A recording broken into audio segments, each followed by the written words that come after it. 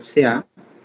A nossa liga é coordenada pelo Dr. Tales, como algumas pessoas já ouviram aqui, né, na nossa reunião, e eu vou passar para vocês algumas orientações enquanto os demais integrantes vão entrando, tá bem? De início, eu queria dar boas-vindas para todos vocês. Eu acho que o curso de ventilação mecânica ele já vem como um projeto que a gente tinha já há bastante tempo, desde que a liga foi fundada, e agora, finalmente, a gente está conseguindo tirar do papel, né, e fazer esse momento mais prático com vocês. Então, eu queria agradecer a todo mundo que manifestou interesse. A gente teve uma adesão muito boa ao curso, inclusive a gente acabou tendo que fazer lista de espera, porque a quantidade não foi suficiente, mas no final deu tudo certo. Eu acho que todo mundo que queria realmente foi contemplado com a inscrição.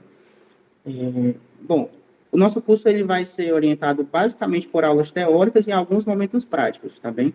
E aí eu vou apresentar para vocês mais ou menos aqui como que vai ser o esboço do nosso trabalho. Então, a gente vai fazer organizado em 10 aulas teóricas. Essas aulas, a maior parte serão realizadas em ambiente online, como essa que está sendo feita agora, e alguns momentos serão presenciais, tá bem? A gente tem uma aula que vai ser realizada em novembro, que a professora pediu para fazer o momento presencial, e aí também, alguns momentos que para complementar a carga horária de vocês, também vai ter que ser presencial, é uma exigência que a ProEx faz de todos os cursos que são lançados pela UFCA. Então, assim, nós vamos ter 10 momentos teóricos de aulas, entre aulas teóricas online e aulas teóricas presenciais, tá? E a previsão do curso é que ele dure 7 semanas. Então, no final de novembro, antes da gente entrar de férias, já é para ter concluído o curso e todo mundo não ter nenhuma pendência para já enviar para a ProEx e todo mundo ser certificado. O formato do nosso curso, como eu falei, a maior parte vai ser de aulas online, só que algumas vão ser presenciais, tá bem? Vamos lá. Como é que vai ser realizada a avaliação, né? Cada aula, a gente vai liberar informes posteriormente. Assim como já acontece na maior parte das atividades da UFCA, a gente vai fazer a aula e durante a semana vocês vão receber o link de informes e vocês vão preencher esse form, tá bem?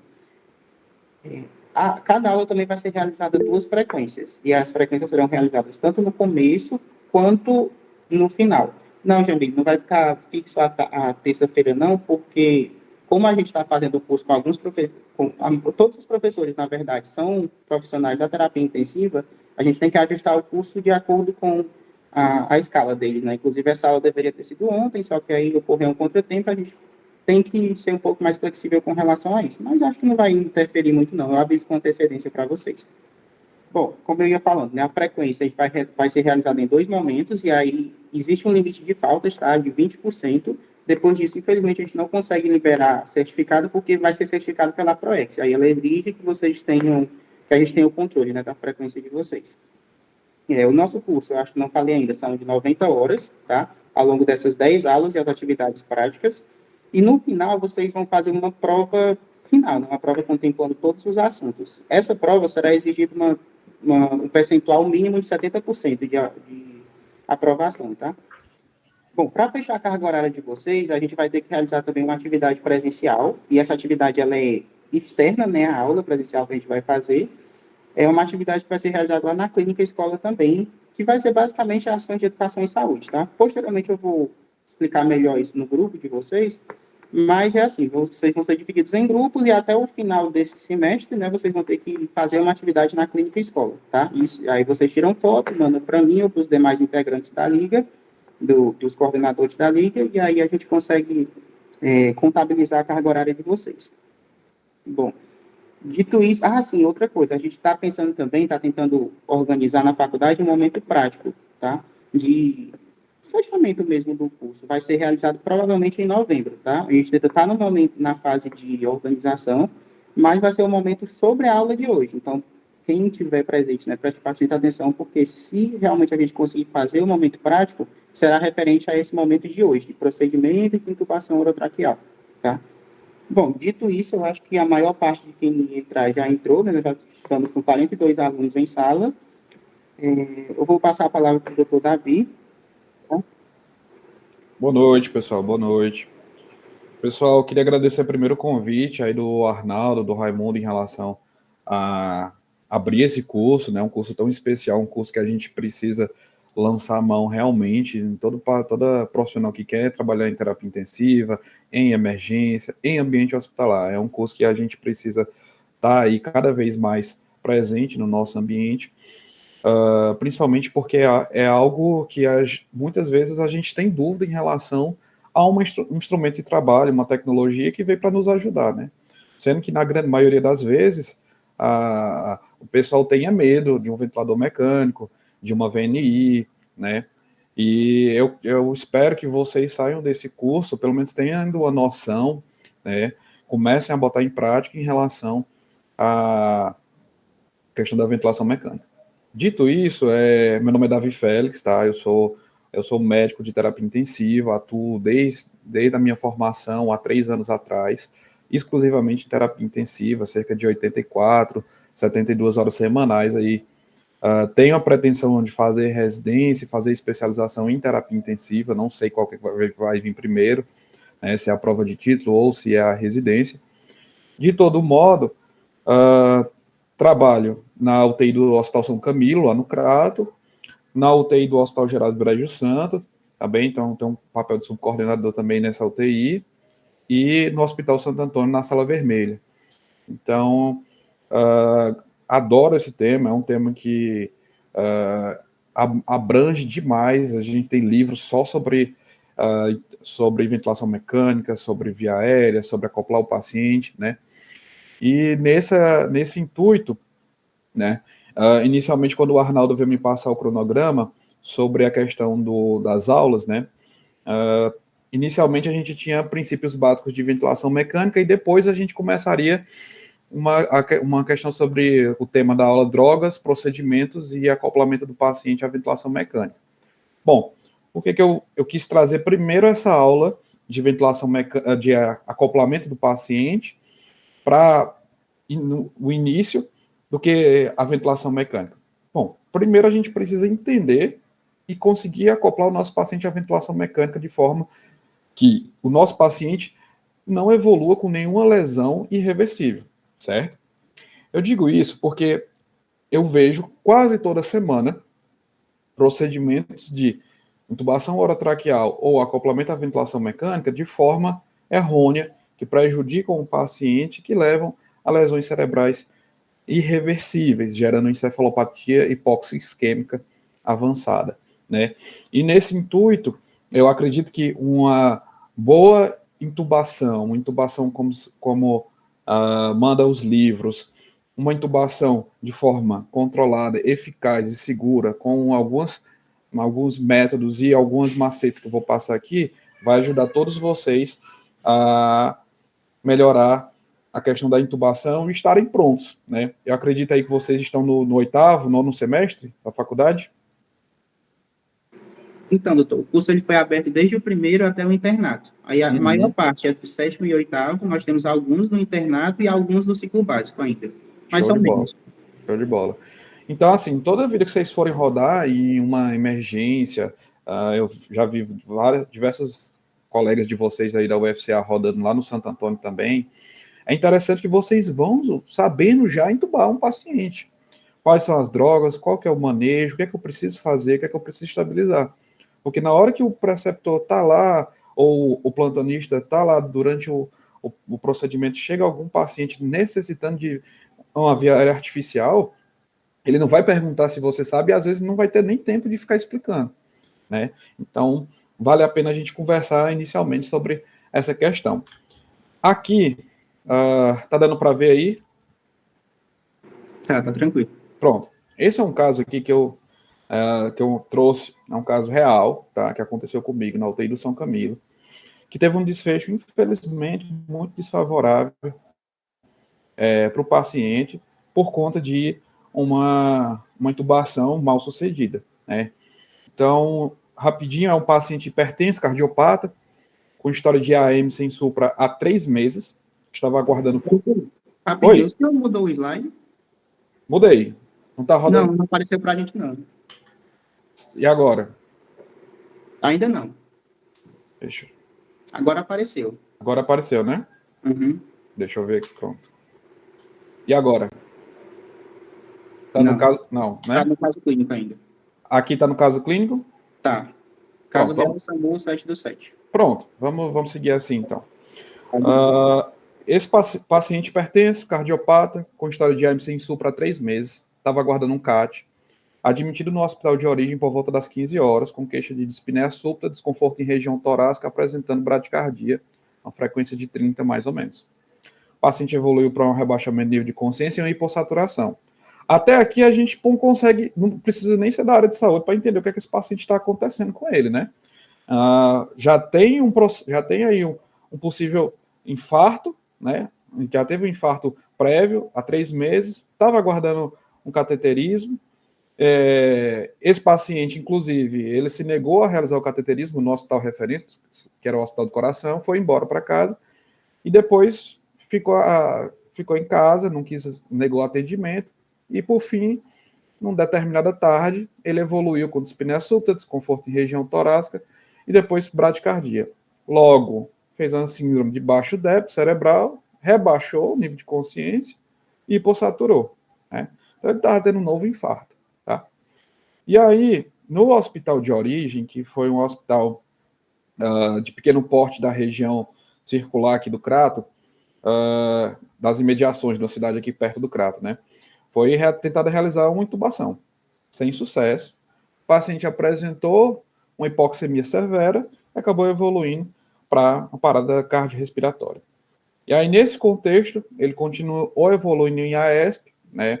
Veja que o primeiro ciclo de reanimação já trazia o paciente de volta, né? E aí, pela gravidade do caso, o hospital sem suporte acionou o SAMU, né? A VTR da USA, né, a UTI móvel da USA, foi para o apoio local, abordou todo o contexto, o paciente estava com a bolsa válvula máscara, né, o famoso AMBU, e ainda estava dispneico, com pressão abdominal hipossaturando, né, e foi colocado um Glasgow 6 aí, ele estava rebaixado, fazendo um movimento aí possivelmente de retirada, mas muito provavelmente sem muito está, né, com nexo nesse Glasgow aí em relação a status pós-PCR. E aí vejam, é um paciente que estava apresentando um infarto, apresentou uma bradicardia, um rebaixamento de nível súbito do nível de consciência por baixo débito, só que o grande problema dele foi que ele, durante o processo de intubação, de acoplar ele à ventilação mecânica, foi feito de forma errada e ele acabou evoluindo para uma parada cardiorrespiratória. E todo o quadro dele, que já era gravíssimo, se agravou ainda mais.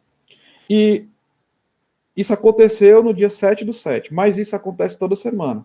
Então, vocês que estão aí no 8º, 9º semestre, 7º semestre, que vocês já estão começando a rodar dentro de ambientes hospitalares, sala vermelha, terapia intensiva, vocês têm que estar aptos a pelo menos saber o que, é que vai acontecer, como vai acontecer, para vocês poderem pedir ao preceptor de vocês para acoplar esse paciente à ventilação mecânica, né? Então, a gente pode acoplar o paciente da ventilação mecânica, seja por uma via aérea artificial avançada, como a traqueostomia e como uma intubação orotraqueal, e no caso do paciente que necessita de uma ventilação não invasiva, que pode fazer uma ventilação não invasiva, né? A gente vai acoplar ele de outra forma. Essa parte da ventilação não invasiva, eu já vi que vai ter uma aula específica para isso, então eu não vou me deter a essa questão, tá? E vamos seguir aqui para começar a falar de drogas, acoplamento e intubação de fato. Vocês conseguem ver aqui já o novo slide? Sim, tá. Pronto, beleza.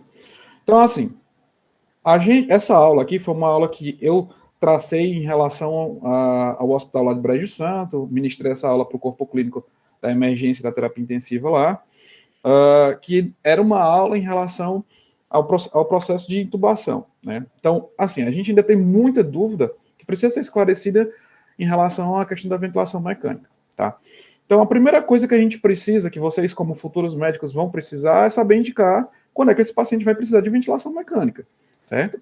E você, basicamente, tem 3 indicações clássicas que você vai poder dizer com toda segurança e registrar no seu prontuário que você intubou, que você indicou o seu paciente para uma ventilação mecânica de forma adequada. Então, a primeira, a gente viu muito no COVID, né? Hoje a gente ainda vê em muitos pacientes, que é no caso da insuficiência respiratória aguda, né? A gente tem que sempre pensar que esses pacientes que estão em insuficiência respiratória aguda, eles estão acontecendo por conta de algum problema, seja pulmonar, seja vascular, seja inflamatório, ou seja, alguma obstrução de vias aéreas, ou inclusive uma falha de bomba cardíaca, né? Então, a insuficiência respiratória aguda é toda uma síndrome que acontece na grande maioria dos pacientes, e isso aqui é o top 1, 2 e 3 de admissão em terapia intensiva. A intubação ocorre, na grande maioria das vezes, por insuficiência respiratória aguda, certo? E aí a pneumonia se destaca como a patologia que mais interna paciente no âmbito da terapia intensiva, certo? Existem alguns scores que a gente pode citar de preditor de ventilação invasiva e ventilação não invasiva, certo? O principal que a gente usa é o score HACOR, certo? HACOR. Esse score ele vai dizer se o nosso paciente ele vai evoluir para uma falha de ventilação não invasiva ou não. Mas eu quero que vocês tenham em mente que a ventilação não invasiva ela só vai conseguir prevenir uma intubação orotraqueal naqueles casos de uma hipercapnia, de uma insuficiência respiratória associada a uma hipercapnia. Ou seja, naquela insuficiência respiratória tipo 2, certo? Relacionada geralmente a um paciente DPO cítico, um grande tabagista, certo? Um paciente que tem um componente respiratório, que ele está retendo muito CO2, e aí a gente acopla esse paciente na ventilação não invasiva, no bilevel, certo? No BiPAP, e aí a gente consegue salvar esse paciente de um tubo. Mas vejam bem, se vocês estiverem em dúvidas em relação à ventilação não invasiva para invasiva, escolham a invasiva.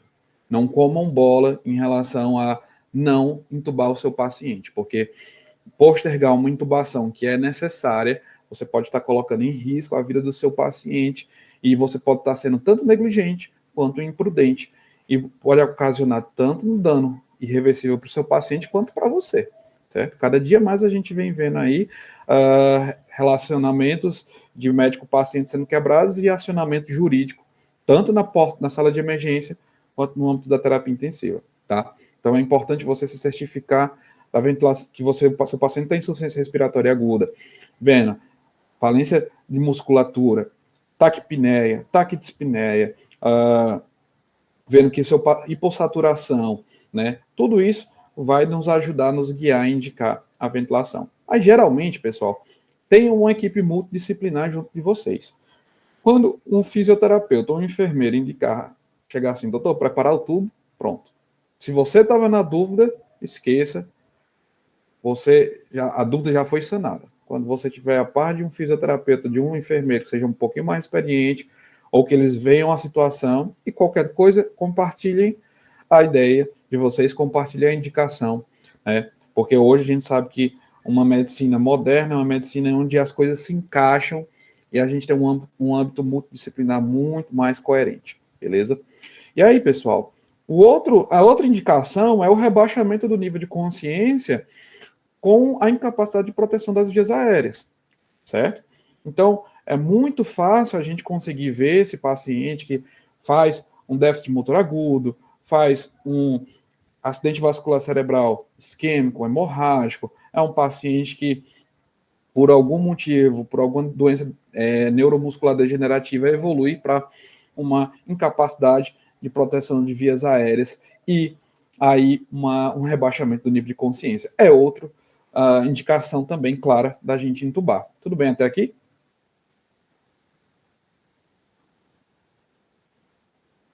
Doutor, estão pedindo para o senhor repetir a última parte aí. Certo. A segunda indicação, né, a indicação do paciente com rebaixamento do nível de consciência, né? Então, um paciente que progride para uma falência do nível de consciência por N fatores, né, por uma síndrome com dano cerebral isquêmico, ou hemorrágico, uma encefalopatia urêmica, ou encefalopatia hepática, algum fator de rebaixamento do nível de consciência em que a gente não consegue proteger a via aérea do nosso paciente, é a indicação da gente progredir para uma via aérea avançada. Tá certo? É isso mesmo. Obrigado, professor. Então, e por último, pessoal, a gente tem uma coisa que é uma habilidade médica que precisa ser treinada em vocês, em todos os colegas que estão à beira-leito do paciente, né? Aqui eu trouxe uma imagem, uma lição de anatomia, né, de 1617, um quadro, em que a gente tem vários, né, vários colegas nossos aí estudando sobre anatomia, estudando sobre o paciente. A gente precisa traçar uma previsibilidade em relação aos nossos pacientes para acoplar eles na ventilação mecânica. O que é isso? Eu vejo, por exemplo, eu estou com um paciente na minha UTI, na minha sala vermelha, ou até na enfermaria, que eu estou vendo que ele está piorando em relação à ventilação mecânica. Ou ele está piorando em relação à hipossaturação, está piorando em relação à necessidade de mais e mais doses de oxigênio terapia, de O2 suplementar. Ele está cada vez mais desconfortável, certo? Eu vou esperar esse paciente entrar numa falência respiratória? Não, eu vou progredir para uma intubação, que a gente pode até chamar de intubação profilática. Outro caso também, a gente vai transferir um paciente grande queimado daqui para Fortaleza. Não sei se quando vocês se formarem, alguém vai fazer SAMU. Então, vai transportar um paciente daqui para Fortaleza, ou vai transportar um paciente que é uma hemorragia digestiva alta, certo? Ele está estável naquele momento, mas você precisa fazer esse transporte. Intuba esse paciente, acopla a ventilação mecânica, estabiliza, deixa ele totalmente redondo para você não ter complicação durante o transporte, certo? Então, são os 3 critérios para a gente acoplar um paciente à ventilação mecânica, ok? A insuficiência respiratória aguda, o rebaixamento do nível de consciência com a incapacidade de proteção das vias aéreas, tá? É importante a gente perceber isso, porque uma hipoglicemia ela pode levar a um rebaixamento do nível de consciência, tá? E a previsibilidade em relação aos quadros clínicos e às patologias que acometem os nossos doentes. Tudo bem até aqui? Tudo certo, doutor. Beleza. Aqui, a gente passa para um novo slide, né? Que a gente sempre pensa em deixar tudo pronto para fazer esse procedimento, né? E aí, como é que a gente vai acoplar nosso paciente? Que drogas a gente vai usar, né? Basicamente, a gente precisaria ter tudo isso aqui montado numa mesa, junto do nosso suporte, o nosso plano A, o nosso plano B, o nosso plano C, e ainda diria mais, um plano D de traqueostomia, de cricotireoidostomia e um plano E de solicitar ajuda, de solicitar socorro para um colega mais experiente, alguém que está menos afobado, agoniado que você.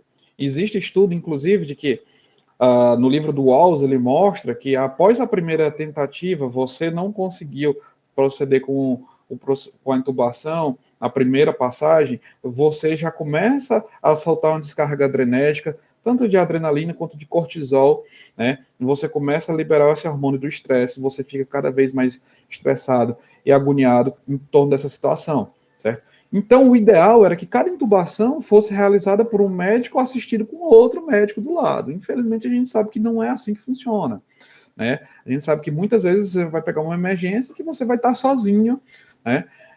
Numa UTI que você vai estar sozinho, certo?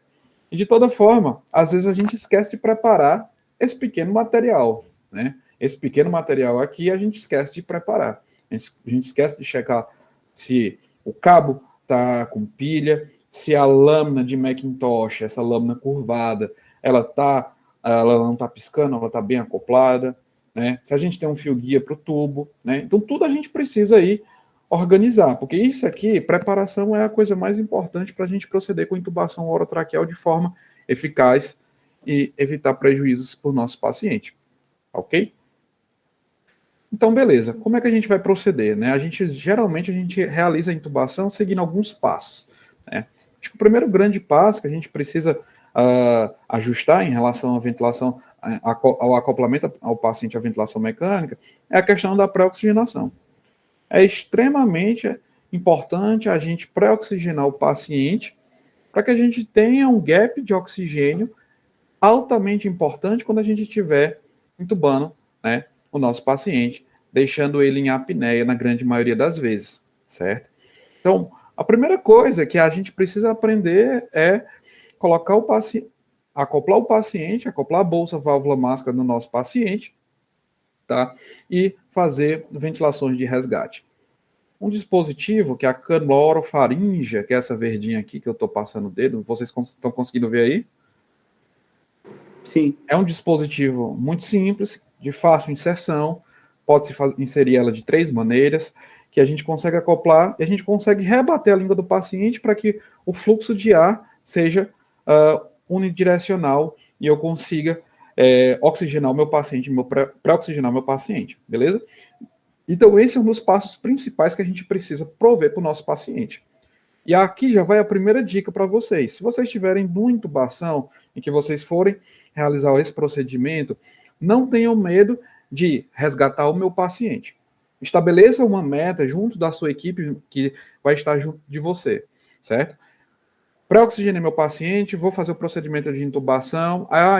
Não estou demorando, não estou conseguindo.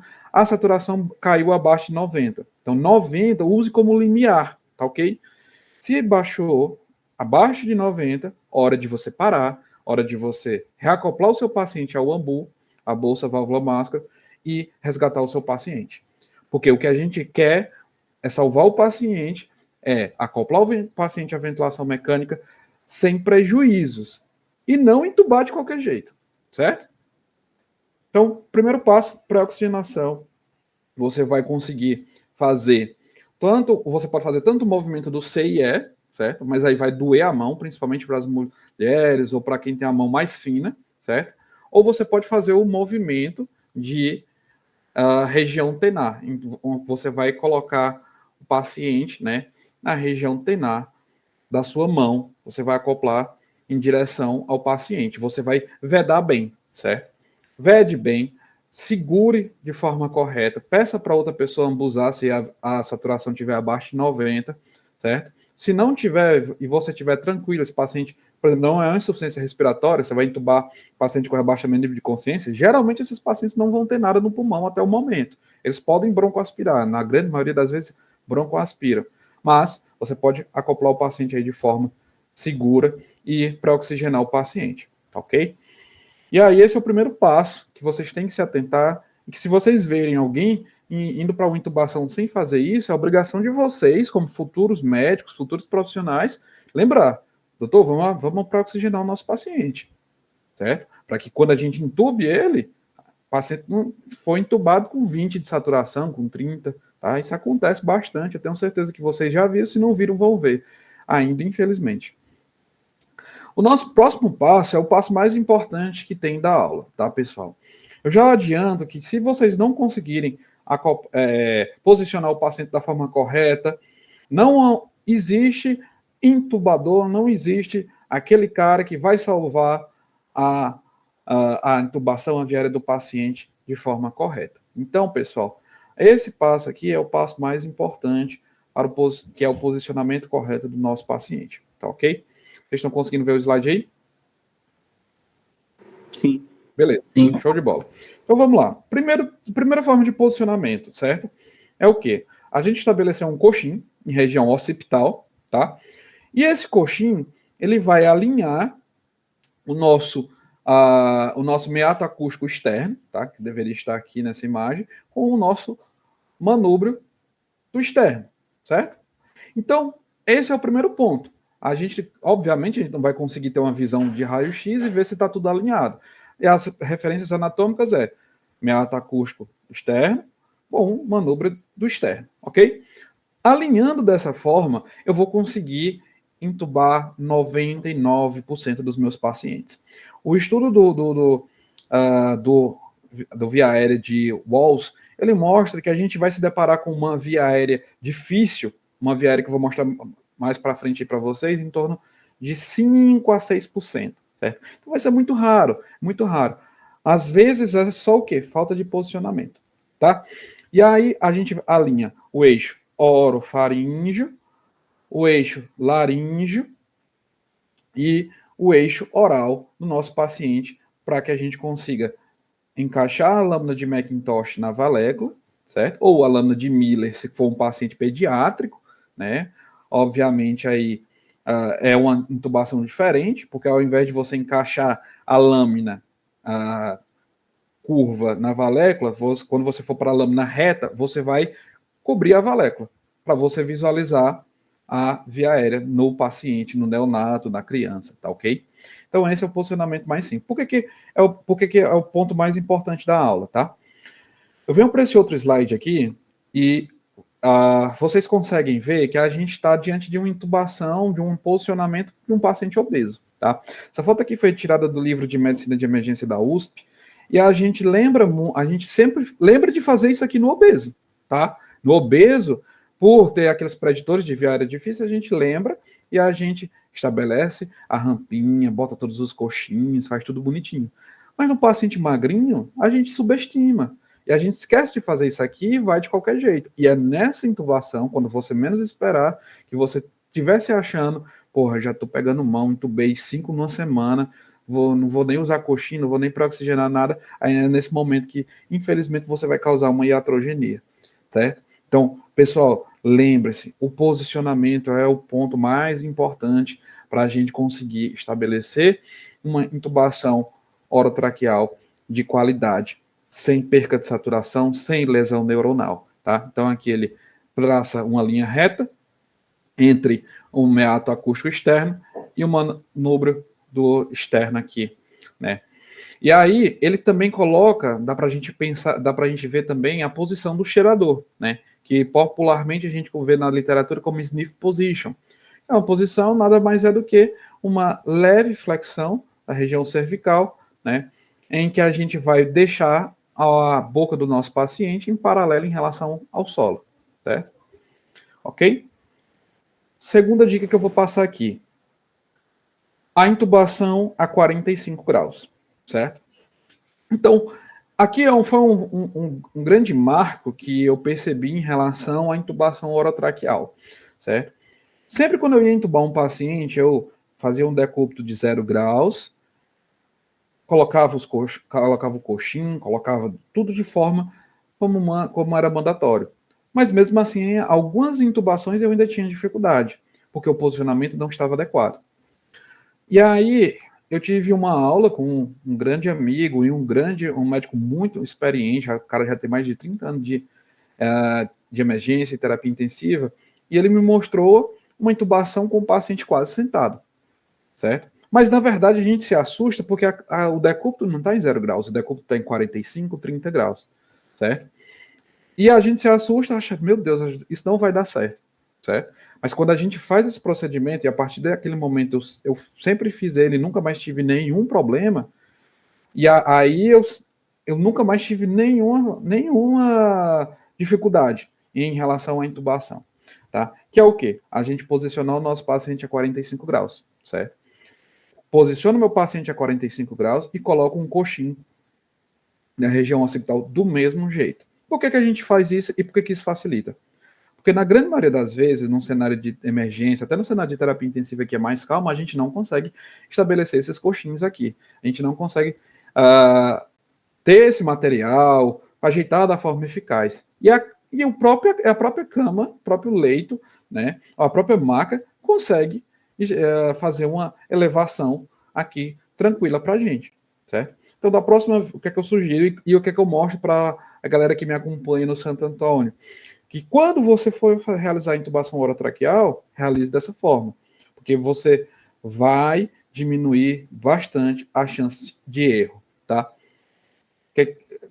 Então, só recapitulando, você baixa mais a maca, certo? Você baixa mais a maca, inclina a cabeceira do paciente a 45 graus, a 30 graus, certo?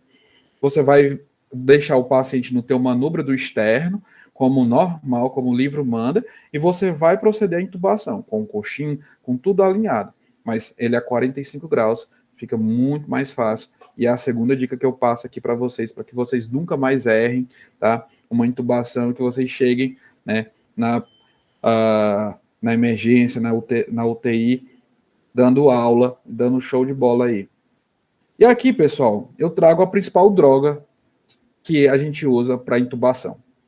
a ketamina, tá? Então, assim, se eu pudesse escolher só uma droga para usar para intubação para o resto da vida, seria a ketamina, certo? A ketamina, ele é um anestésico, ele atua lá no receptor nível do sistema nervoso central, no N-metil de aspartato, tá? Ele vai fazer uma inibição não competitiva e vai fazer um efeito anestésico e um efeito tanto anestésico quanto analgésico, né, fazendo a dissociação, uma hipnose. Só que qual a grande vantagem da ketamina? Ela não causa déficit do centro respiratório, certo? Então, você vai conseguir entubar um paciente, certo? Você vai conseguir entubar os seus pacientes e você não vai causar prejuízo em relação à perca do padrão respiratório. Ah, mas como assim, Davi? Você está dizendo que você vai entubar o paciente ainda vai estar respirando. Exatamente. E aí eu venho apresentar para vocês um conceito chamado de via aérea fisiologicamente difícil, tá? O que é esse conceito de via aérea fisiologicamente difícil? É um conceito em que a gente tem um paciente, como por exemplo, com uma gasometria extremamente grave, digamos, dentro de uma acidose metabólica, em que o nosso paciente ele está com um pH em torno de 7,0, 6,9, com um bicarbonato perto de 1, perto de 2, e fazendo aquela taquipneia compensatória, jogando totalmente esse CO2 para fora do organismo dele, como forma de se manter estável, como forma de tentar se manter vivo diante daquela intercorrência. Então, acontece muito na cetoacidose diabética, no tromboembolismo pulmonar, a gente consegue ver também em muitos outros pacientes com patologias graves, que a gente vê a questão de via aérea fisiologicamente difícil. E aí a ketamina, ela entra fazendo um efeito analgésico, um efeito hipnótico sedativo, e ela não diminui o centro respiratório do nosso paciente. Então, você consegue proceder com a intubação sem que esse paciente perca o drive respiratório, certo? Essa técnica não fui eu que inventei e não sou eu que estou propagando, mas eu gosto de propagar, né? Se chama técnica Kolbe, K-O-B-I, que é a Ketamina Only Brief Intubation, certo? Vocês podem jogar no Google, tem vários vídeos aí. É uma técnica que eu uso bastante, que eu gosto bastante, que é usar somente a ketamina para intubação orotraqueal. Nesses cenários em que a gente vê uma via aérea fisiologicamente difícil, tá? Mas mesmo assim, doutor, você usa a ketamina nos outros cenários? Uso. Uso em todos os cenários. Por quê? A ketamina, como eu expliquei para vocês, certo? Vocês conseguem fazer o paciente sedar, fazer um efeito dissociativo, analgésico, e ele não perder o drive respiratório, tá? Então, muitas vezes, quando a gente pega um paciente diante de uma patologia grave, né, a gente consegue perceber que o nosso paciente, ele vai ter uma alteração sistêmica importante. E aí, quais são as 3 janelas que o clínico precisa conhecer, né, diante de um paciente com uma doença ameaçadora à vida? Pele, né? A pele do nosso paciente ela vai estar fria, pegajosa, com tempo de enchimento capilar alargado, né?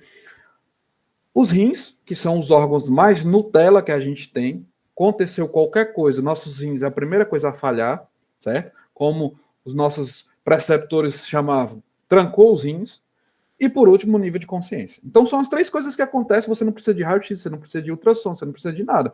É tocar no seu paciente, examinar seu paciente. Então você examinou seu paciente, viu que a pele está fria, pegajosa, o tempo de enchimento capilar está alargado, a diurese está retraída, o paciente já foi passado sonda desde, digamos assim, que ele chegou no pronto-socorro, até agora teve 100 ml, e ele está ou desorientado, ou agressivo, ou ele está rebaixado. Então, pensa aí. Como é que eu vou entubar um paciente? Como é que eu vou seguir todos aqueles passos que o doutor comentou de posicionar meu paciente, de pré-oxigenar bem o meu paciente, se o meu paciente está combativo, se o meu paciente está pulando da cama? Como é que eu vou fazer isso?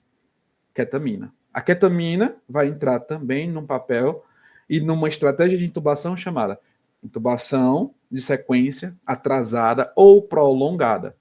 Eu vou fazer uma dose dissociativa, em torno de 1 miligrama quilo, da ketamina, e o meu paciente vai relaxar, meu paciente vai permanecer estável, e eu vou conseguir posicionar meu paciente, vou conseguir pré-oxigenar meu paciente, e eu vou conseguir fazer as coisas com calma dentro do meu cenário. Tá ok até aqui? Tudo certo. E agora o cenário que vocês vão mais utilizar a ketamina também na sequência rápida. Tá, por que ela se chama sequência rápida? Porque você vai fazer a indução e um bloqueio neuromuscular, certo? E aí intuba meu paciente. Perfeito? Então, a ketamina ela também vai atingir um pico hipnótico, sedativo e analgésico em torno de 35 a 45 segundos de ação, se você tiver com acesso bom ali. Então, fez o hipnótico sedativo, né? E logo você já pode fazer o bloqueio neuromuscular, certo? O uso de medicações pré-anestésicas. Você gosta de usar, Davi?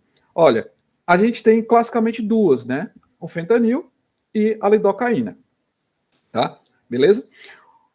O que eu mais uso quando eu tenho indicação de usar é o fentanil, porque é uma droga mais segura, menos efeito ritmogênico e tem uma rápida ação. Quando é que eu vou usar o fentanil? Tá? Eu vou usar o fentanil quando eu tenho pacientes que têm alguma patologia que uma descarga adrenética da laringoscopia pode piorar a situação do meu paciente. Davi, que tipo de paciente é esse? Vamos colocar na prática? Vamos.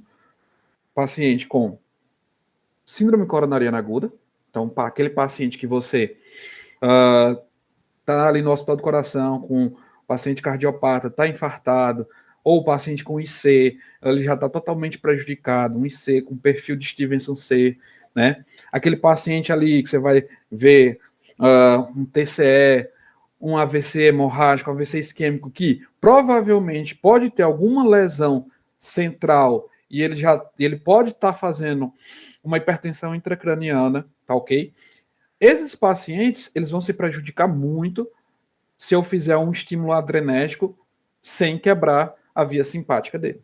Então eu uso o fentanil, tá? Eu uso o fentanil. Uso o fentanil na dose 0,3 micrograma quilo. Geralmente, uma ampolinha de 2 ml, a ampola já vem, a posologia já vem certa, a apresentação já vem certa para você fazer essa medicação, certo?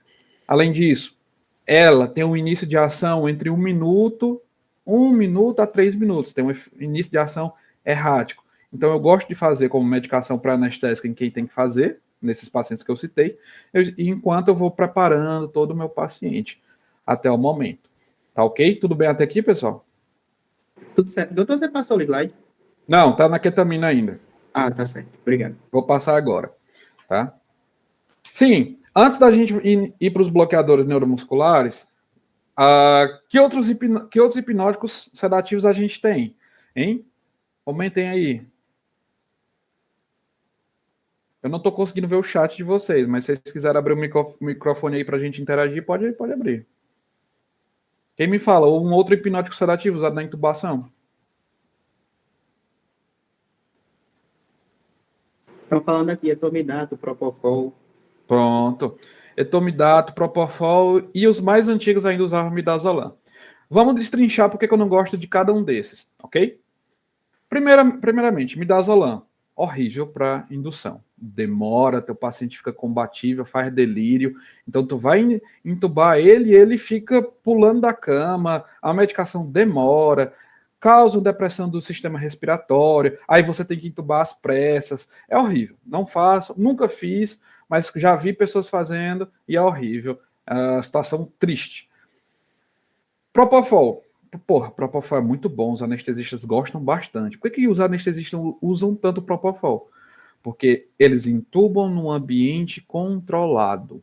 Eles intubam o paciente num centro cirúrgico com a hemodinâmica preservada e com o bucho do paciente vazio, né? Para um procedimento programado, para um procedimento estudado. Por que é tão ruim para a gente? Porque o Propofol ele tem um início rápido, mas ele tem uma meia-vida muito mais rápida.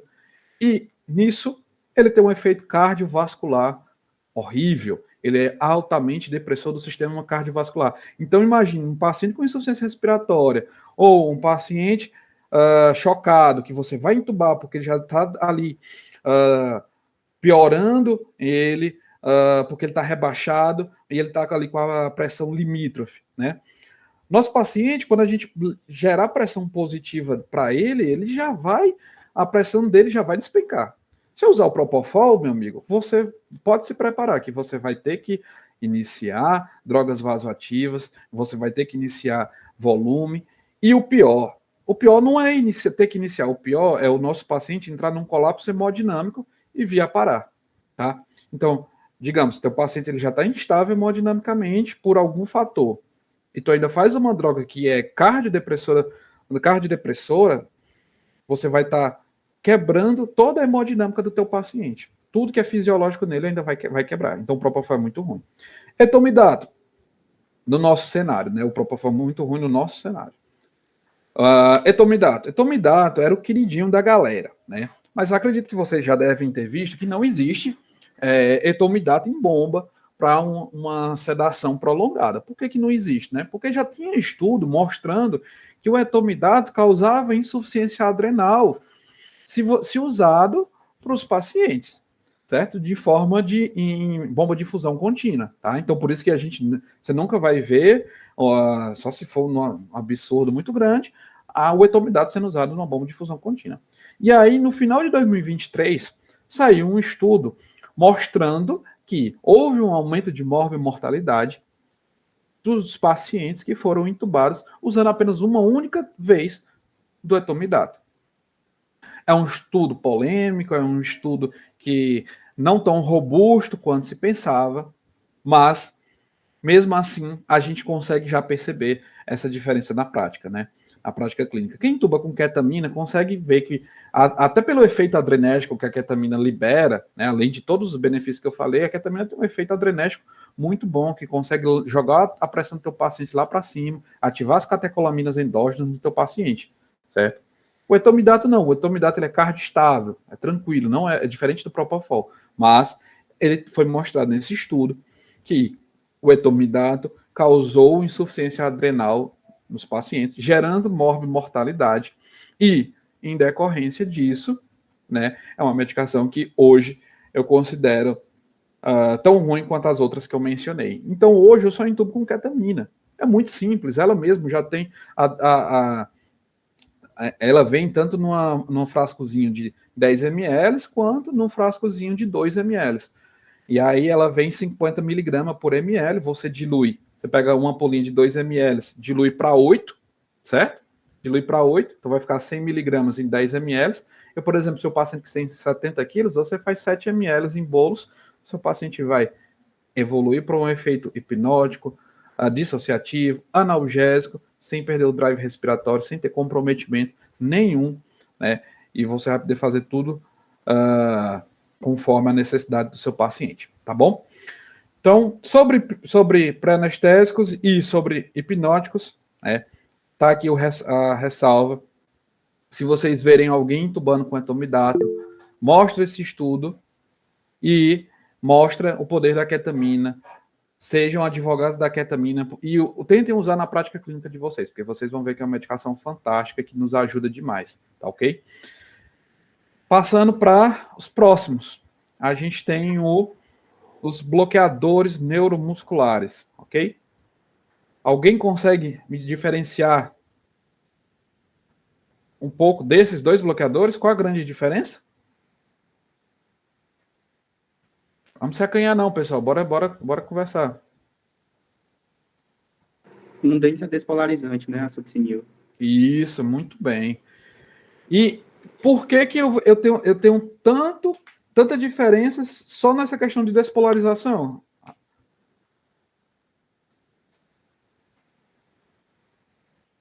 Isso é besteira? Isso não importa? O que vocês acham? O efeito dele, o tempo de efeito também varia muito, né? Por conta disso. Varia muito também. Mas é o seguinte, pessoal, aí muito bem lembrado pelo nosso presidente, porque o efeito despolarizante da succinilcolina, ele pode matar um paciente, tá? Em que paciente ele vai matar? Aquele paciente que já tem tendências a ter uma despolarização e uma hipercalemia. A gente vai lembrar lá na bomba de sódio e potássio, meios intra e meio extracelular. Quando eu despolarizo, já num paciente que tem tendências a hipercalemias, eu faço uma hipercalemia aguda do meu paciente. E isso pode levar o meu paciente a um ataque à arritmia instável, a uma fibrilação ventricular, a um ataque cardíaco ventricular, sem pulso, a um torsade epoam, tá? E isso pode ser extremamente letal. E quem que eu vou ter, doutor, desses pacientes que vão ter a tendência a essa hipercalemia? Pacientes DRCs, tanto dialíticos quanto não dialíticos. Pacientes que vão estar acamados por muito tempo. Doenças neuromusculares degenerativas, como Guillain-Barré, como miastenia, né? Todas essas vão ter um papel de despolarização muito grande. Além disso, no grande queimado também, aí pela própria patologia da doença. A succinilcolina, nos outros pacientes que eu não tenho esses fatores, ou seja, eu tô ali, eu tô vendo um paciente com potássio, já tô com aquele paciente há muito tempo, eu tô vendo ali o potássio dele tá 3, tá 3,5, 4, posso fazer? Tranquilo, beleza, posso. A medicação rápida, de rápida ação, ela vai despolarizar nosso paciente, então nosso paciente ele vai começar a se tremer, né? E aí ele começa a ter essas fasciculações caldo-cranialmente, termina no último músculo que é a língua, né? E faz um bloqueio neuromuscular, que geralmente dura 6 minutos, tá certo? Geralmente dura 6 minutos, ok? O que tem os pontos positivos de você durar 6 minutos, né? Porque caso você não conseguiu entubar, você vai tentar ali ventilar o teu paciente, ambusando, oxigenando e ventilando. O que tem um ponto negativo é que ele termina muito rápido também, e o paciente ele já perde esse efeito muito, muito rápido, ok? Qual a diferença do roncorônio? O roncorônio ele não despolariza a membrana. Então, eu faço essa dose de roncorônio, uso a ampola. Tá, sim, só falando da succinilcolina. A dose é de 10 mg quilo, a ampola vem o pozinho, né? Então você faz ali o pozinho de 100 mg, dilui em água e você faz 1 a 1,5. Geralmente faça a ampola toda. Bloqueio neuromuscular, quando bem indicado, quando você vai fazer e você está se garantindo, você vai fazer, faça todo, que vai facilitar demais a sua intubação, beleza? Faça a ampolinha toda. E o roncorônio, do mesmo jeito, ele vem numa ampolazinha de 50 mg por 5 ml, a dose também é de 1 mg quilo, geralmente é uma ampolinha uma ampolinha de 5 ml consegue resolver bastante a vida do seu paciente. Grande problema do roncorônio, tem que ser armazenado na geladeira, tá? Então, nem sempre você tem uma geladeira na UTI, quanto mais na sala de emergência, no pronto-socorro. Grandes benefícios do roncorônio. A meia-vida dela é de 60 minutos. Então, você entubou o teu paciente por uma insuficiência respiratória, digamos assim, e ele vai precisar de ajustes ventilatórios, que serão as próximas aulas, né? Entubei, meu paciente vai ficar bloqueado por 1 hora, cara, e aí eu vou poder conseguir ajustar o meu ventilador mecânico da forma que eu quiser, sem ter assincronias, sem ter nenhum problema a mais. Nosso paciente vai estar ali entubado e totalmente entregue. E eu vou controlar o fluxo respiratório, vou controlar a frequência respiratória do meu paciente, né? O disparo vai ser a tempo, certo? E a ciclagem vai ser como eu determinei. E aí vai ser muito tranquilo. Grande problema é se você não conseguir entubar nesses 60 minutos. Você vai ter que ficar lá, ventilando, ambusando seu paciente. Ah, doutor, tem antídoto, não tem? O roncorônio? Tem antídoto. É o Sugamadex, certo? A ampola custa 5 mil reais. Eu nunca vi em nenhum hospital aqui da região. E olha que só não trabalhei no São Vicente, mas estagiei lá por 2 anos, durante o internato, faculdade. E o regional também não tem. E na Unimed, outro hospital que eu não trabalhei. O resto, nunca vi. A gente não tem esse reversor aí, esse antídoto, que é o Sugamadex, tá? Então, assim, o roncorônio, para mim, é um dos melhores, mas tem essa questão de ter que ser guardado na geladeira, ter todo um preparo com antecedência, né? E às vezes você tem a disponibilidade dele, mas é uma medicação excelente, certo? Inclusive, é uma medicação que a gente vai comentar mais na aula depois, acho que o colega que vai passar essa aula de assincronias, né, vai trazer aí tanto as sincronias quanto na questão da hipoxemia, né? Porque são estratégias que a gente usa para os nossos pacientes, né? Tanto na questão de resolver as sincronias quanto na questão de titulação de PIP, tá? Que eu vou fazer esse roncurônio do mesmo jeito, faço em bolos, e eu vou ter 1 hora para trabalhar no meu paciente com calma e com qualidade. Tudo bem até aqui, pessoal?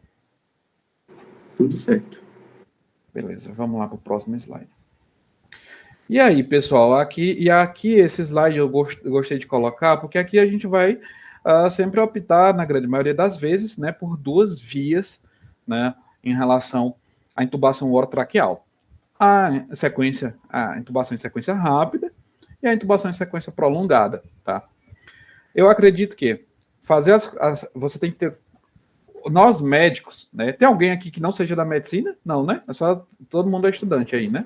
Todo mundo é estudante. Pronto. Então, botem uma coisa na cabeça de vocês. Quem vai para a emergência, quem vai para a UTI, né, quem vai trabalhar quando se formarem aí, até quando você estiver na residência, dando algum plantão em alguma emergência, vocês vão ser os chefes de equipe da sua equipe. Vocês vão ser os líderes das suas equipes. E vocês que vão tomar as decisões, e vocês que vão guiar todo mundo para um plantão tranquilo, para um plantão calmo e para os melhores desfechos dos seus pacientes, tá? Então, não deixe ninguém assumir a sua função. É função do médico ser o líder, é função do médico salvar o paciente e é função da gente de estar ali trabalhando para que a gente alcance os melhores desfechos clínicos possíveis, ok? Então, o cenário da intubação em sequência rápida, muitas vezes é um cenário que tem que ficar segurando o paciente, tem que ficar... toda a equipe fica ali receiosa, não consegue pré-oxigenar direito, não consegue posicionar direito, né? Então, hoje, se vocês puderem sair, né, com o uso da ketamina, com o posicionamento, com a pré-oxigenação, façam, que vai mudar totalmente a intubação de vocês. E aí, sempre pensem na intubação prolongada, é o que eu mais uso e que não tem problema nenhum em relação a esse cenário, tá? E aí a gente vai para, finalmente, a laringoscopia, né? O que a gente precisa ver e o que a gente quer ver são esses cenários. Né? Idealmente, né, a gente pensa que idealmente seria a gente ter um vídeo laringoscópio em sala de emergência, né? Porém, tem um estudo chamado estudo Devices, que se chama no português dispositivos, né? Que comparou o uso dos dispositivos do vídeo laringoscópio para a laringoscopia direta, com a lâmina de Macintosh, né? E ele não mostrou uma redução de erro de intubação, de falha de intubação, se feitas as 2 coisas de forma correta. Então, pessoal, se vocês não tiverem esse aparelho aqui na mão de conseguir intubar, ainda mais tendo essas aulas aqui, participando dessas aulas de ventilação, de intubação, né? Isso vocês estão de parabéns, são 8 horas da noite, vocês estão aí buscando conhecimento, vocês poderiam estar fazendo qualquer outra coisa, descansando, fazendo qualquer outra coisa, mas vocês estão aqui buscando aprendizado. Então, já é um primeiro passo para vocês tratarem as pacientes de vocês bem. E aí esse estudo mostrou que não tem grande diferença, não tem diferença em relação à intubação com a videolaringoscopia e a laringoscopia direta, certo? E aqui é o cenário que a gente quer ver, certo? As cordas vocais, a valécula aqui em cima, certo? A valécula aqui em cima, aritenoide, e eu quero fazer com que o nosso tubinho passe por aqui, tá? Como é que eu posso fazer isso? No nosso cenário, atualmente, a gente vai escolher, né, as lâminas de Macintosh, que é a lâmina curva. No cenário da pediatria, usa-se muito as lâminas retas, que são as lâminas de Miller, tá? Nesse contexto, você vai... a diferença da intubação é que a lâmina de Macintosh, ela se acopla aqui em cima, na valécula, e a lâmina de Miller, ela se acopla aqui, ó. Ela se acopla aqui, e ela levanta, a valécula levanta tudo, tá? E aí, pessoal, nosso epiglote, corda vocal, aritenoide, e olhem aqui o grande segredo, o grande erro que acontece bastante. Sabe por quê? Porque você não soube escolher a sua lâmina corretamente, Ah, tem diferença aí na escolha da lâmina? Tem. Infelizmente, a medicina, né? Se fosse fácil, não se chamaria medicina. Então, tudo isso aqui, toda lâmina vai ter uma indicação para um paciente. Então, digamos, você pega uma lâmina 5, que é a lâmina maior que tem. Até a lâmina 6 também, mas é mais raro, mas digamos, você pega uma lâmina 5 e você vai entubar um paciente brevilíneo, um cearense da cabeça chata, que é desse tamanho aqui. E aí você vai entubar esse paciente e você vai usar uma lâmina 5, uma lâmina gigantesca. O que é que pode acontecer? Pode acontecer, e eu já vi várias e várias vezes os colegas não conseguirem entubar a via aérea, fazer uma intubação esofágica, porque a lâmina era tão grande, tão desproporcional para o paciente, que ela se acoplava aqui, ó, abaixo das aritenoides, quase no esôfago. E aí ela escondia tudo isso aqui, certo? Então, digamos que tem alguma coisa aqui escondendo tudo isso aqui. Você olha para esse buraquinho e você pensa, achei! Você não achou, você fez uma intubação esofágica. Por quê? Porque você não escolheu a lâmina correta para o seu paciente.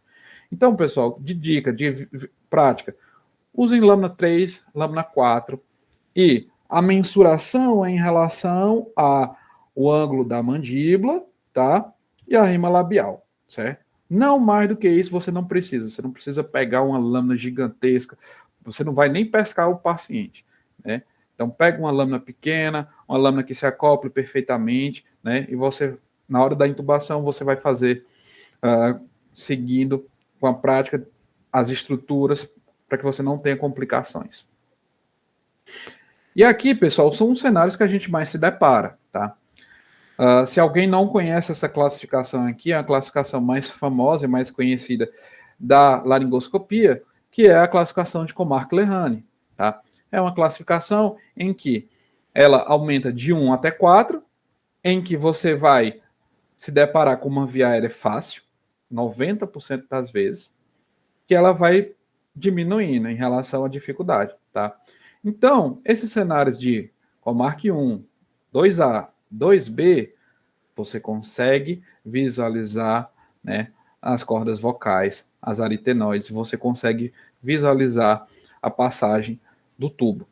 Pessoal, não se assustem. Na grande maioria das vezes você vai se encontrar com isso aqui, se você posicionar o seu paciente. No máximo isso aqui. O Comarque 3 e o Comarque 4 são cenários muito raros, mas acontecem. E a gente tem que estar preparado, ok? Como é que a gente se prepara para isso, Davi?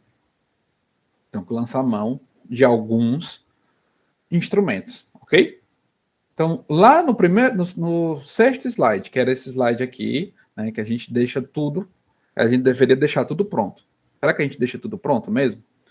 Então, a primeira coisa que eu queria mostrar para vocês é o buge, tá? Essa ferramenta branca aqui que vocês estão vendo, ok? Eu vou passar aqui para esse slide. E o buge, ele vai servir nada mais, nada menos do que um fio guia, tá? É um fio guia extremamente útil, tá? Se você não tiver confiante para entubar um paciente, entube com buge, certo? Se você está indo dar um plantão, daqui a pouco vocês estão indo dar plantões em algum hospital, em algum lugar que não tem o buge, leve o seu. E ele só custa isso aqui, ó, R$ 23,76. É algo extremamente barato que você consegue comprar em qualquer loja de material hospitalar hoje em dia. Depois você bota para esterilizar e usa de novo, né? E salva vidas. Por quê? Porque o buge, pessoal, você pode usar tanto no Comarque 1, quanto no Comarque 3 e no Comarque 4. Você consegue usar em todas as situações. Eu indico, vocês comecem a usar no Comarque 1, para vocês irem sentindo no tato. Por quê? O que acontece? Né? Vou voltar aqui.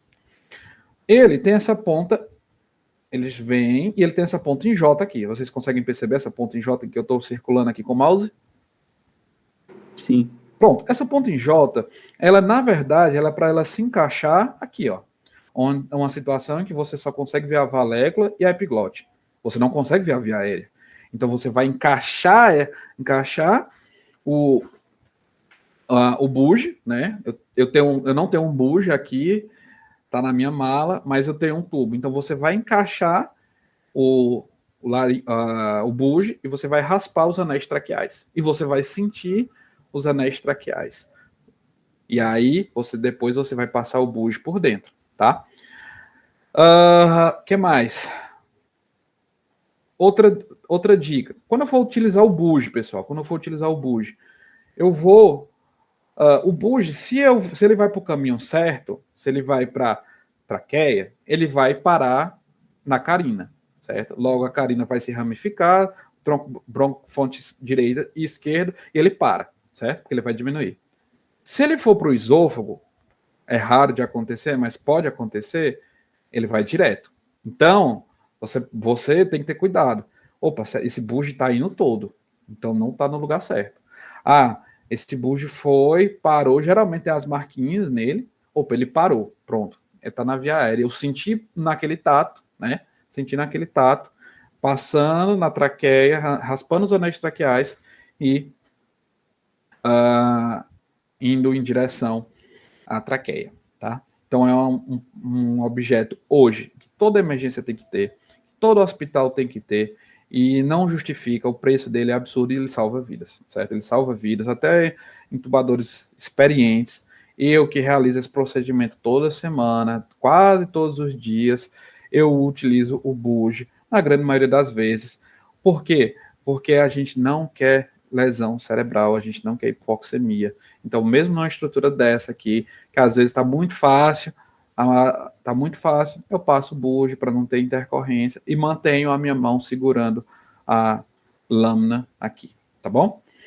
Outro processo aqui que também a gente pode lançar a mão, né, da máscara laríngea, é um objeto extremamente caro, né, que custa seus R$ 29,98, que ninguém consegue comprar, principalmente vocês que vão ser médicos, e nenhum hospital consegue comprar isso aqui, né, mas que salva vidas.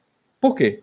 Porque esse dispositivo, ele não precisa, pasmem, nem de ser médico para passar. O enfermeiro e o fisioterapeuta, nas novas resoluções da Anvisa, eles conseguem passar essa máscara laríngea, porque é muito simples, pessoal. Vocês não tenham ela aqui, mas digamos que aqui é a máscara laríngea, tá? E vocês vão introduzir essa máscara laríngea segurando como se fosse uma caneta em relação ao paciente. Essa parte aqui voltada para cima, e vocês vão segurando como se fosse uma caneta. Introduziu, ela travou, você insufla o cuff e pronto, você consegue garantir a via aérea e a oxigenação do seu paciente em torno de 2 horas, tá?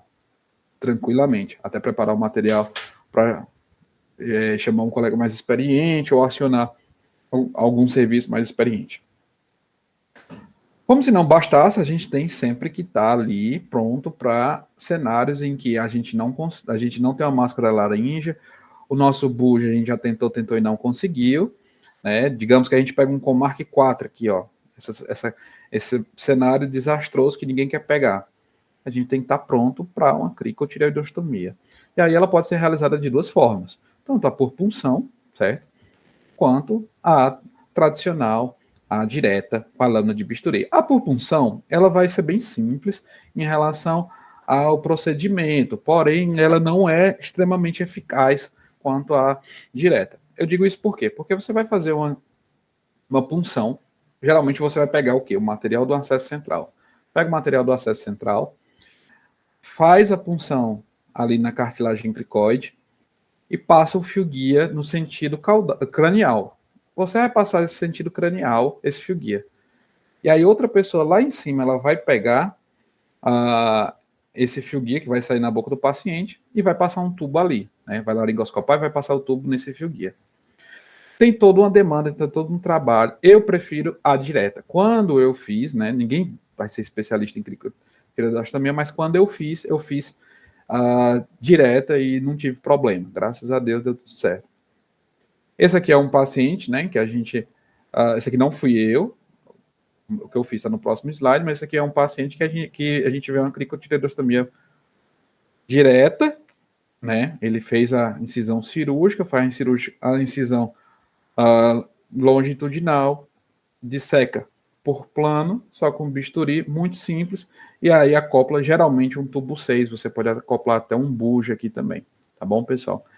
Não é algo rotineiro, em 3 anos de formado, eu só fiz isso uma vez, que foi nesse paciente aqui, né? Foi um paciente em que a gente recebeu ele no hospital daqui da região e era uma hemorragia digestiva alta, né? E aí, nesse contexto, o paciente já tinha broncoaspirado maciçamente. Eu fiz a intubação inicialmente com um buge, né? Porém, logo o tubo tinha tanto sangue na via aérea, tanto na via aérea quanto no trato digestivo, que entupiu esse tubo, obstruiu, formou coágulos e aí eu precisei trocar. Nessa de precisar trocar, eu não fiz o que geralmente se manda, né? Que é passar um buge novamente por aquele tubo. Eu fui tirar e fui tentar colocar de novo. Nesse contexto, acabei que já não enxergava mais via aérea por tanta sangue jorrando, era um cirrótico de etiologia alcoólica, aí estava aí numa HDA por varizes de esôfago. E aí, nesse contexto, tive que partir para a cricotireoidostomia direta, né? Graças a Deus a gente conseguiu estabilizar o paciente e levar o paciente para o serviço de endoscopia digestiva aqui do Cariri, que é o regional, tá, pessoal? Mas assim, foi um procedimento que eu fiz uma vez na vida, espero não ter que fazer nunca mais, né? Porque não é algo simples e não é algo tranquilo, mas a gente tem que mostrar para vocês, né, nessa fase de procedimentos e acoplamento do nosso paciente à ventilação mecânica, tá? Professor? Oi. Boa noite. Você pode repetir, porque deu uma cortada aqui, por que foi necessário fazer esse procedimento? Pronto. Seguinte, esse procedimento eu tive que realizar porque no primeiro tubo que passei desse paciente, o tubo veio tanto sangue na via aérea do paciente que logo ele coagulou o sangue e formou o que a gente chama de rolha, né? Quando tem uma obstrução desse tubo. E aí, nesse contexto, a gente teve que proceder com a cricotireoidostomia, né? Desse caso, acho que uma coisa que eu poderia ter melhorado em relação a isso é que eu poderia já ter partido diretamente para a crico, certo? É uma coisa assim que eu penso, mas que, enfim, eu poderia ter partido já para a crico. Mas, graças a Deus, não teve nenhum prejuízo em relação ao paciente, a gente conseguiu estabilizar e realizar todo o procedimento e regular ele para o serviço de referência, tá? Beleza, obrigada. Pessoal, e por último, acho que a gente não pode esquecer de pedir ajuda, tá? Hoje, nós médicos somos cada vez mais egocêntricos, a gente gosta muito de dizer que nós somos bons, de que a gente tá ali o tempo todo, né, de forma que nós somos os melhores. Hoje existe uma competitividade muito grande em relação ao mercado de trabalho, mas a gente nunca pode esquecer qual é a nossa verdadeira missão, né, que é salvar os nossos pacientes. Então, assim, eu já vi casos que, por exemplo, o cara vai fazer um acesso central e ele não consegue, e ele enche o paciente de furada e ele fala, não, eu vou até eu conseguir, até eu pegar a veia. E o paciente sai de lá parecendo que virou um chuveiro, de tanto buraquinho que está ali. Então, pessoal, nossa missão, a missão das próximas gerações é salvar os nossos pacientes. Isso tem que ser sempre, né? Em meio a tantas picaretas que a gente vê por aí, a gente sempre tem que pensar que a nossa missão é salvar o paciente e devolver o paciente para a família dele. Porque pode ser uma familiar nossa um dia, tá entendendo? Então, assim, fica essa mensagem. Se precisar, peçam ajuda. Não é feio pedir ajuda, tá? É feio é não conseguir realizar, não conseguir estabilizar o nosso paciente, não salvar e fazer uma iatrogenia, tá?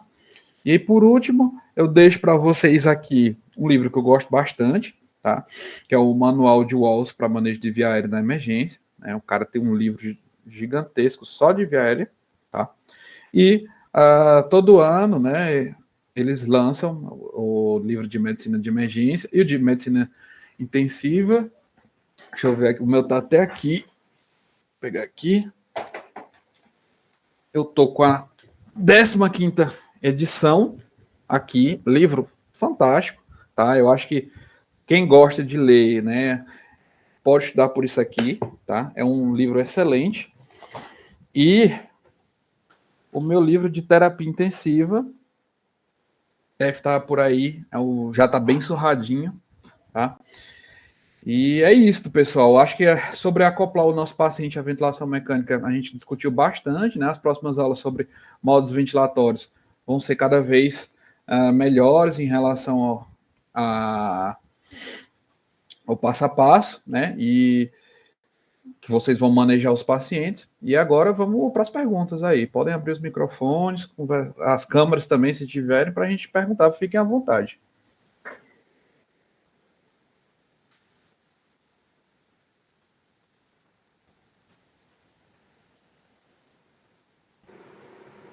Então, doutor, ver se o pessoal pergunta aqui alguma coisa no chat. Eu recebi algumas perguntas aqui, eu vou passar para o senhor, tá bom? Uhum.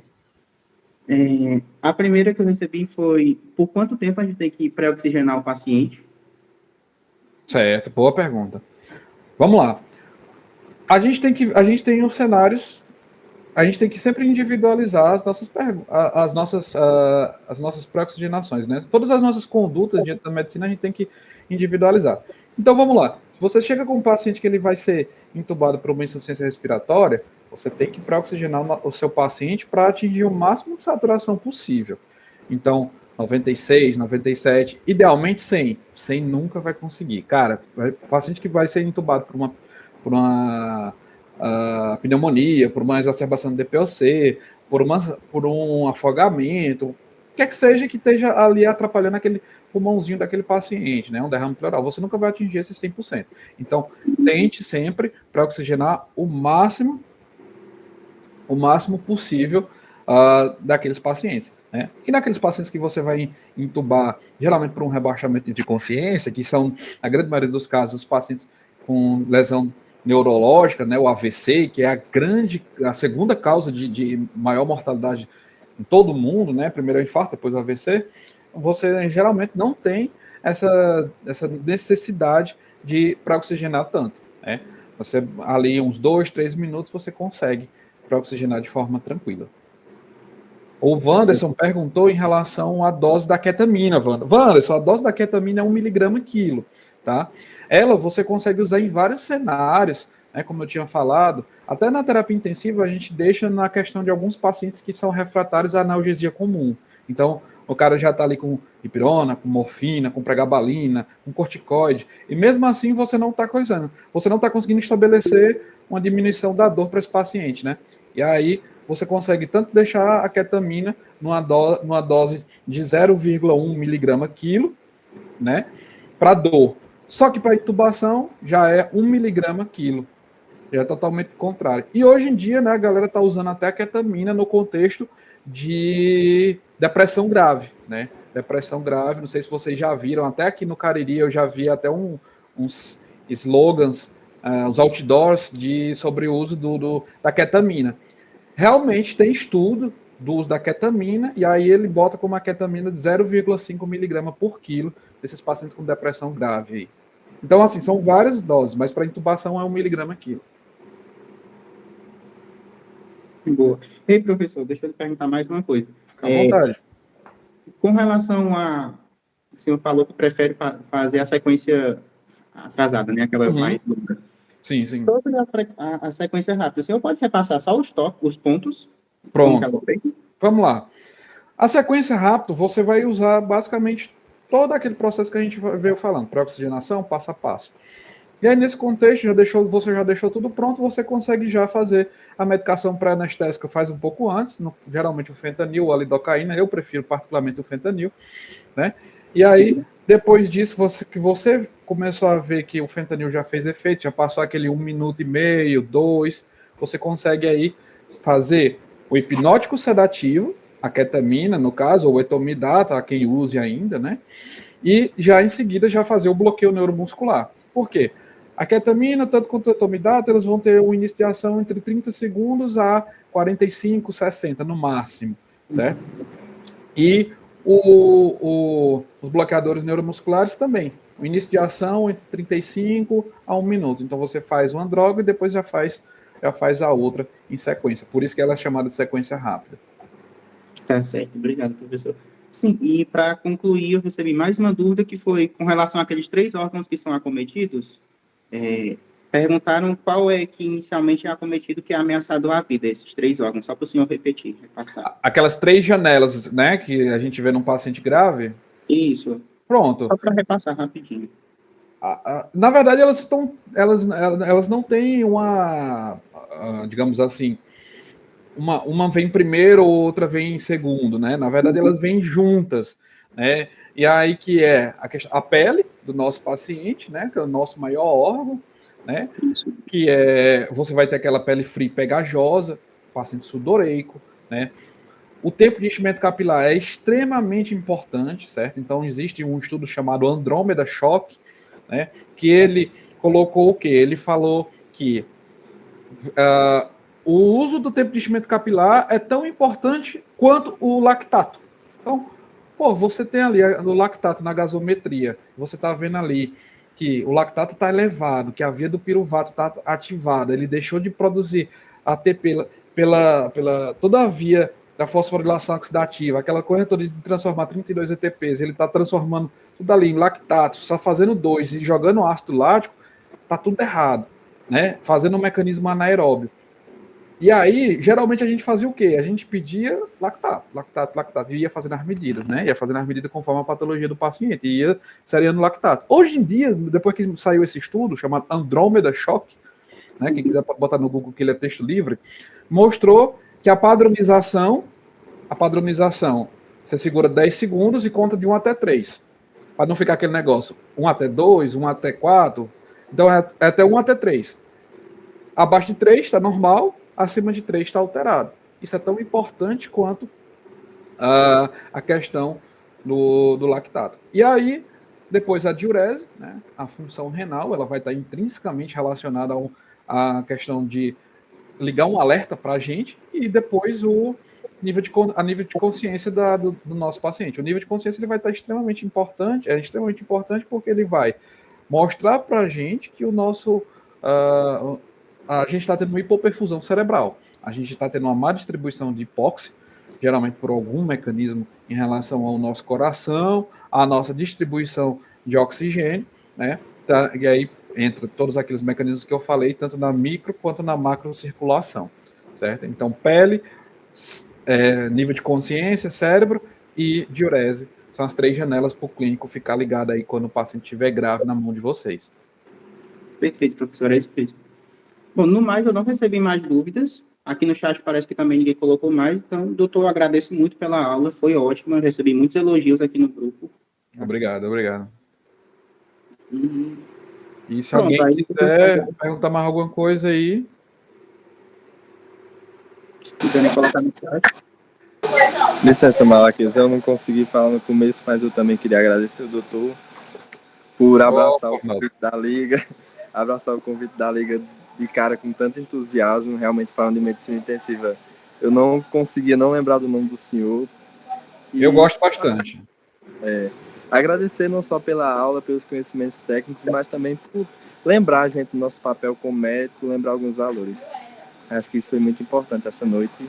E agradecer também ao Malaquias por mediar e todo mundo pela presença. Obrigado. E, pessoal, assim, fazendo uma propaganda de mim, quem quiser me seguir lá no Instagram, eu sempre posto aí muitos e muitos conteúdos em relação à terapia intensiva. Ao meu dia a dia, né, e muito ultrassom à beira-leito, que é algo que, se um dia vocês também tiverem interesse, a gente fazer, porque é algo que hoje em dia eu não vejo mais medicina de emergência e terapia intensiva sem ultrassom. Para mim, hoje, quem faz isso é que nem um Chevette antigo, tá? Não vai fazer da forma correta. A ultrassom, você consegue estabelecer vários e vários protocolos e admitir teu paciente, acertar e já ver o teu paciente melhorar no mesmo plantão. Então, ultrassom também é algo que acho que vale a pena, né? Aí deixo como sugestão para um próximo curso, para uma próxima jornada aí.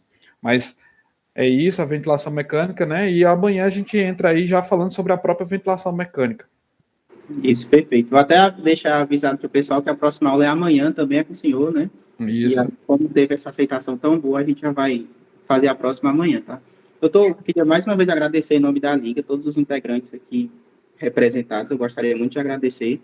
dizer que a aula foi ótima, foi muito produtiva, foi exatamente o que a gente esperava mesmo, para introduzir o pessoal aqui no que é a ventilação, né? Porque realmente é um tema difícil para a gente tem pouco contato, a gente tem só 3 meses de medicina intensiva mesmo no módulo, então, e a maior parte daqui ainda não passou, temos alguns poucos alunos que realmente que já fizeram, que tem contato mais próximo, né, com a parte da ventilação. Então, eu queria muito agradecer, foi ótimo e foi exatamente o que a gente queria mesmo. Pô, eu que agradeço, eu acho o máximo aí a terapia intensiva, como eu disse no início, é algo que Deus quiser, logo, logo eu vou estar aí com o meu título, ter a minha UTI, já faço a subcoordenação de uma, então é algo que é bom ver 45 pessoas numa terça-feira, 8 horas da noite, escutando sobre terapia intensiva, sobre emergência, porque o cenário que está saindo, que a gente vê de novos colegas que estão se formando, infelizmente está deixando a desejar. Então, eu parabenizo vocês de estarem em busca desse conhecimento, né, de se tornarem médicos cada vez melhor, que daqui a pouco passa muito rápido aí o internato, e logo, logo vocês vão estar aí se deparando com alguma intubação, com algum paciente em ventilação mecânica. Eu espero que vocês lembrem aí das aulas para ajudar, né, e manejar aí. Pois, forte abraço, eu que agradeço pelo convite. Obrigado, doutor. Até a próxima.